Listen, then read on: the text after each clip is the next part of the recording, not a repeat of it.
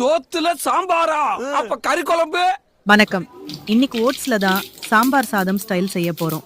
But பருப்பு சேர்க்காம first கடாலின தாளிப்பு போட்டுட்டு முழு மிளகு, சீரகம், முந்திரி ஆப்ஷனல், பெருங்காயம், வரமிளகாய், காரத்திற்கு ஏற்ப பெரிய வெங்காயம், 5 பல் பூண்டு, மஞ்சள் தூள், கருவேப்பிலை, அரை தக்காளி, உப்பு, சுவைக்கு ஒரு சின்ன கேரட், உங்களுக்கு பிடிச்ச மாதிரி பச்சை பட்டாணி பீன்ஸும் நீங்கள் சேர்த்துக்கலாம். 1 கிளாஸ் தண்ணி ஊற்றிட்டு நல்லா கொதிக்கட்டும். அரை கிளாஸ் ஓட்ஸு சேர்த்துட்டு நல்லா மிக்ஸ் பண்ணுங்க.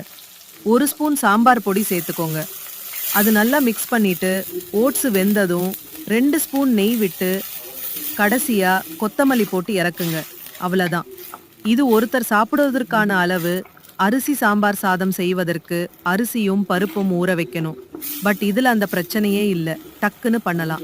உங்களுக்கு அரிசி பருப்பு சாம்பார் சாதம் செய்கிற மாதிரி ஓட்ஸில் வேணும்னா லைக் பண்ணுங்க. அது மூலமாக நான் தெரிஞ்சுக்கிறேன். நன்றி.